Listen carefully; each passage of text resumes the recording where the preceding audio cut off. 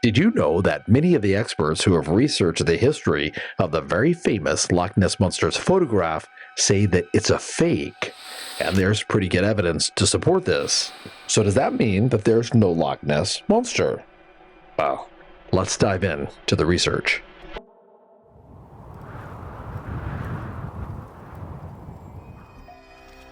Some people believe that the famous Loch Ness Monster's photo, commonly referred to as the surgeon's photo, is indeed the real deal.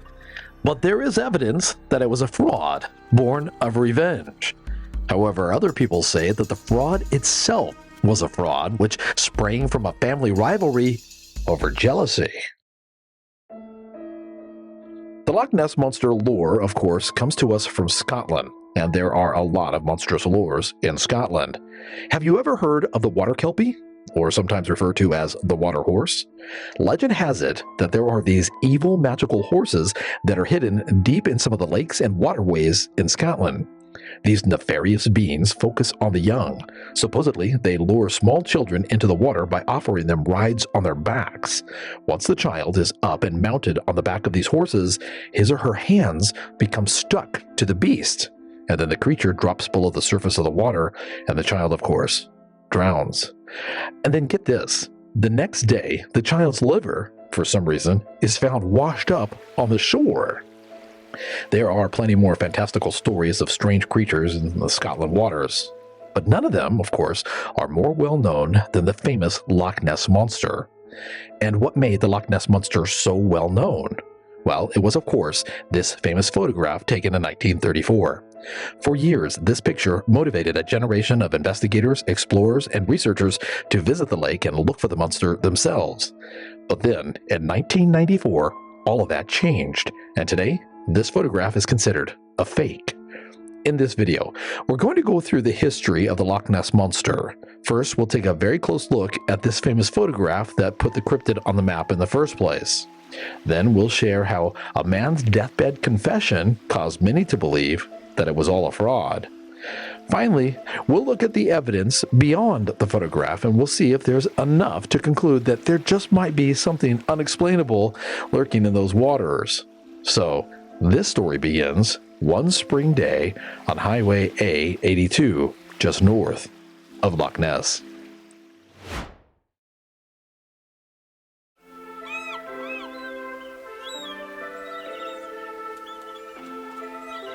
It was one of those days that just felt good.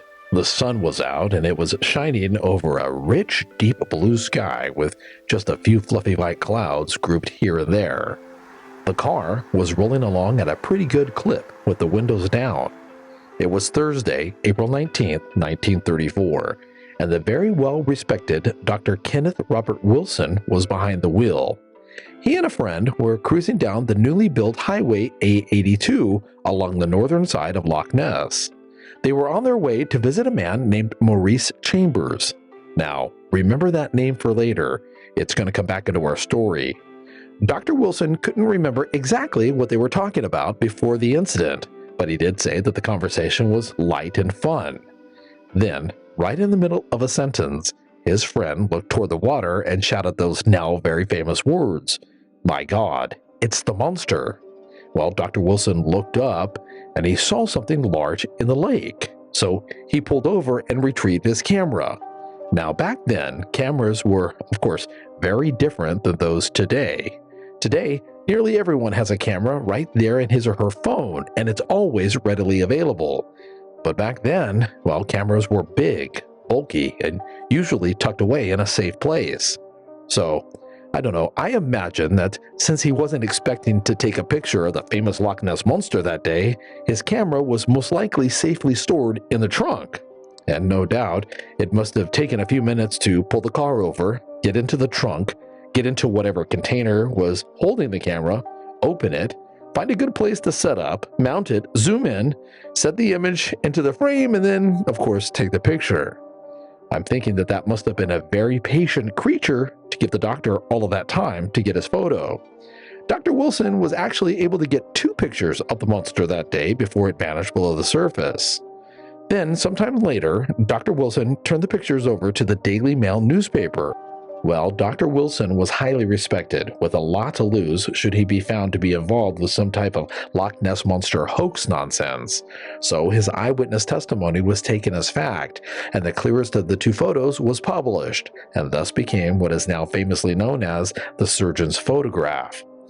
The newspaper published it on April 21st, 1934, and the Loch Ness Monster went mainstream. After that, a generation of people flocked to Loch Ness in hopes of just getting a glimpse of the creature, and all was fine and good for a while, and the picture remained in the realm of the unsolved and mysterious.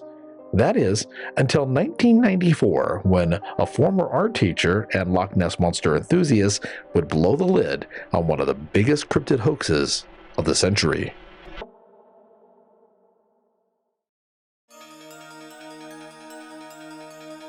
In order for us to understand how the most famous cryptid photograph ever taken went from the mysterious, it could actually be evidence of a monster, to the it most definitely is a hoax category, we need to go all the way back to 1933 and talk about a man named Marmaduke Arundel Wetherell. Wow, what an adventurer. Born in 1883, Marmaduke, or Duke for short, was one of those larger-than-life characters. As a child, he was the one who was always dragging his friends into those crazy, mischievous adventures, and he always had the best tall tales to share. As soon as silent films came out, well, Duke found his way in front of the camera. He acted in both South African and British films. He liked film so much, in fact, that in the 1920s, he began producing and directing his own films. Whenever he wasn't creating films, he was out hunting. He loved to hunt, primarily large animals, and he loved sharing his adventures with anyone who would listen. And with his flamboyant personality, his ability to spin tall tales, and his love of hunting, well, it's not difficult to imagine him standing in front of crowds, holding his overly large elephant gun in one hand and stroking his mustache with the other as he elaborately shares his latest adventure, where he, of course, barely got away with his life and almost shot the animal of the century. So, when rumors began to circulate of a strange prehistoric creature swimming in the waters of Loch Ness, well, Duke just couldn't resist. So in December of 1933, he somehow got the Daily Mail to commission him to find evidence of this strange creature. And Duke did just that. In no time at all, he found a strange set of animal tracks on one of the shores of Loch Ness, and he took quality pictures and delivered them to the Daily Mail. Well, at first, everyone at the paper just went wild. This was going to be the publish of the decade, probably the century. Unfortunately, after closer inspection, the animal impressions oddly looked to be all identical. They didn't look similar, they looked to be exactly the same. So, confused, the editor got them analyzed, and to his disappointment, they turned out to be, wait for it, hippopotamus tracks. Apparently, Duke had used some type of molded wood or other material, maybe from like an umbrella stand or one of those tall floor-standing ashtrays where the bottom was decoratively manufactured to look like hippopotamus feet. And then he stamped them in the sand in succession in an attempt to make it look as if some strange animal had recently walked in that area of the beach. As a result, Duke was publicly ridiculed by the Daily Mail and he was made to look like a fool. Well, it was just a few months later when Dr. Wilson, who apparently had no connection to Duke, delivered those famous photographs to the Daily Mail.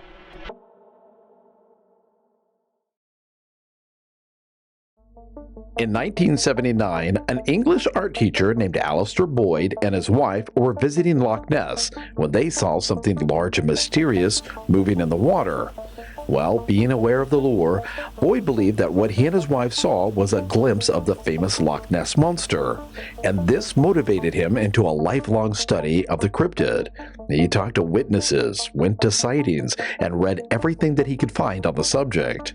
Then, in the 1990s, he came across an old newspaper clipping in which a man named Ian Wetherell claimed that the surgeon's photo was a hoax. Ian turned out to be the son of the famous flamboyant Marmaduke Wetherell. That's the same Wetherell that had been publicly ridiculed by the paper for those fake hippopotamus prints. Well, the article was published in London, in the Sunday Telegraph on Sunday, December 7th, 1975. And for some reason, although it should have been one of the biggest stories of the year, it got almost no attention, and very little ever became of it. In the article, Ian said that the trickery had been done by his father, Duke Wetherell, and involved himself, Ian Wetherell, his stepbrother, Christian Sperling, a man named Maurice Chambers. Remember him? He is the guy that I said would come back into our story later. The guy that Dr. Wilson said that he was driving up to see that fateful day in 1934 when he got that famous photo. And of course, the plot also involved the respected Dr. Wilson. Well, Boyd couldn't believe what he had found, and he couldn't understand why it hadn't gotten more attention, so he dug in a little deeper. Unfortunately, Ian Wetherell, the man who had boldly claimed that the surgeon's photo was a fake, had already passed away, so Boyd couldn't talk to him directly to validate his story. But he was able to track down Ian's stepbrother, Christian Sperling. Sperling was 93 years old by this time, and with no reason to keep things hidden any longer, he confessed. The story went like this. Unhappy with the way he had been treated by the Daily Mail after that hippo foot fiasco, Duke Wetherell decided that he was going to get revenge on the paper. So he enlisted his son, Ian Wetherell, and his stepson, Christian Sperling. Together, they built a model monster by grafting a dinosaur type of neck and head onto the top of a toy submarine. Then, Duke and his son, Ian, drove up to the loch and staged the photograph. Finally, to conceal his role in the hoax, Duke persuaded the good Dr. Wilson to take the photograph to the Daily Mail and present it as if it were his own. But how did Duke know Dr. Wilson, you ask? Well, that's where Maurice Chambers comes in. Turns out that Maurice knew both Dr. Wilson and Duke Wetherell, and the two men met briefly through him. Thus, it was all a hoax, right? Not everyone believes the Sperling story. Many people say that there was this family rivalry going on, and Duke's son and his stepson really didn't like their father all that much. They had it in for him. Those who believe this line of thinking say that the two boys made up the whole thing just to throw shade on their father's reputation. And except for the boys' statements, there's absolutely no evidence that Maurice ever introduced Duke to Dr. Wilson. Many well-known people who have studied Loch Ness aren't at all convinced that the surgeon's photograph was a fake. American journalist Richard Smith, for example, notes that toy experts question whether the toy submarines of the 1930s could have actually performed as described, and he points out that Boyd waited until after Sperling's death to reveal Sperling's confession. Why? So how important is the surgeon's photo to the lure of Loch Ness? Well, as it turns out, maybe not at all. Believe it or not, there's actual evidence of the beast's existence dating back nearly 2,000 years. When the Romans first came to northern Scotland in the 1st century AD, they found carvings of animals on stones made by the natives who lived there in and around Loch Ness. The natives were very careful to depict the animals in the area correctly, and all of these depictions were easily recognizable to the Romans. All but one. The one exception, of course, was this strange beast who lived in the water and had an elongated neck, head or muzzle, and flippers instead of feet. Then, a few hundred years later, in 565 AD, Saint Columba, that's the man who introduced Christianity to Scotland, reported seeing a large beast that was about to attack a man who was swimming in the lake. And Columba intervened and thwarted the attack. In modern times, of course, there have been literally thousands of eyewitness reports from people who have claimed to have seen the beast. On July 22, 1933, a man named George Spicer and his wife were driving back to London after their Scottish holiday when they saw it. George said that it had a very large body, about 25 feet long, and a wavy, narrow neck. He said that he didn't see any limbs, and it lurched across the road toward the loch, leaving broken undergrowth as it lumbered along. On January 5, 1934, Arthur Grant, a veterinarian student, a person that one would think would know about animals, right? He was riding his motorcycle along the loch and he almost hit something right about 1 a.m. He said that the thing he almost hit was a creature that had a small head attached to a long neck. It crossed the road and then went into the loch. He described it as being some type of a crossbreed between like a seal and a plesiosaur. And it's not just eyewitness accounts either. In December of 1954, sonar readings were taken by the River 3 fishing boat. Its crew noted a large animated object that was keeping pace with the vessel at a depth of about 146 meters, or 479 feet. Then, in 1960, Tim Dinsdale, that's an aeronautical engineer, filmed a mysterious hump in the water. He said that shortly after he mounted his camera on the object, it began to move, and it got going so fast that it actually created a wake behind it. Now, check this out. In 1993, Discovery Communications had the film analyzed by a photograph examiner who digitally enhanced it with technology that did not exist in the 60s. And when he did, he noticed that there was a shadow in the negative that wasn't obvious in the developed film. Well, using computer technology and overlaying frames, he found what appeared to be the body of a creature underneath the water. Before I saw the film, I thought the Loch Ness Monster was a load of rubbish. Having done the enhancement, I'm not so sure. And the list goes on. There are tons and tons of people who have claimed to have seen this strange beast in the water, and there's no way that we could list them all here now. So let me just add one more name to this list. Do you remember Alistair Boyd? I spoke about him earlier. He's the man who claims to have interviewed Sperling and proved that that famous surgeon's photo is a fake. Well, even he says that after the sighting he had in 1979 and other evidence that he's accumulated over the years, he is 100% sure that the Loch Ness Monster is real. I am so convinced of the reality of this creature that I would actually stake my life on its existence. I trust my eyesight. I used to make my living teaching people how to observe, and I know that the thing I saw was not a log or an otter or a wave or anything like that. It was a large animal. It came heaving out of the water, something like a whale. I mean, the part that was actually on the surface when it stopped rolling through was at least 20 feet long. It was totally extraordinary. It's the most amazing thing I've ever seen in my life, and if I could afford to spend the rest of my life looking for another glimpse of it, I would. So I guess just a couple of questions remain. Did Dr. Wilson snap that photo, or was it just a hoax that was cooked up by the disgruntled Marmaduke Wetherell? And even if it was a hoax, does that mean that the Loch Ness Monster doesn't exist? Arguments are made on both sides of the surgeon's photo. Some ask, why would Sperling, a 90-year-old man on his deathbed, lie? Others say that there's really no telling what an angry child might say about his father, regardless of his age. So either way, is there really a Loch Ness Monster or not? Well, of course the experts say no, and they actually have a pretty good argument. First, they say that no Loch Ness Monster fossils have ever been found. If there is a prehistoric animal or unclassified cryptid, then why haven't we ever discovered any bones? Scientists have also done the math, and they've determined that there just isn't enough food in the lake to support a beast of that size. And then there's the fact that most of the evidence supporting the monster comes from eyewitness testimony, and experts say that, of course, that isn't reliable. As for me, well, I don't have a clue. I would love to take Amy to Loch Ness one day and just look at the water. I doubt that we would ever see anything.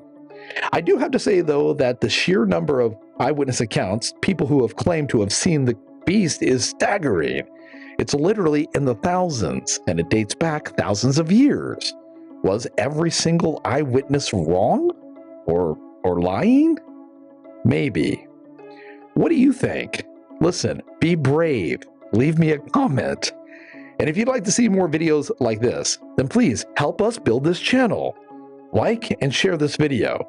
Amy and I have recently discovered that liking and sharing a video like this one plays a huge role in whether or not YouTube will offer it to potential new viewers.